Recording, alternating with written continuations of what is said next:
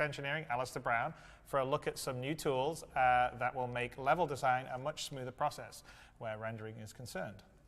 So this month the graphics team have been working on some new culling features for the renderer that should hopefully give us some nice performance boosts in both the PU and Squadron.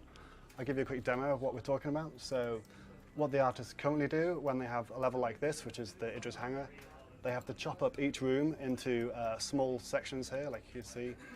And these are typically boxes or other simple primitive shapes. And the renderer uses these to work out which rooms should be visible and which rooms we need to render. And you can see here the highlighted rooms are the ones that will actually be rendered. It gives us a huge performance saving. You can see here that we barely have to render any rooms in the Idris when we're outside of it, only the ones that have large windows on them.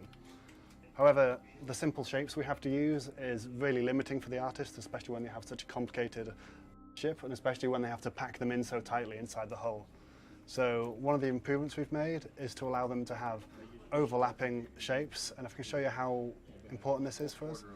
We have sections like this here where we have this overlapping area that sticks out into the hangar, and previously what the artists have had to do is to chop this, not at the windows where they would like to, but earlier into the room, and this causes some quite complicated issues for the artists. They end up having to duplicate geometry and lights and cut things along this border to make the culling work efficiently. And for the new setup, they can now put the boundaries between the rooms exactly on where the actual boundary is, in this case, in this glass.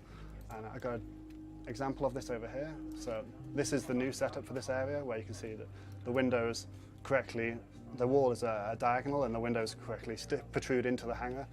So these new culling features should really give us a nice performance boost in both the PU and Squadron 42 and be in your hands soon. I think that's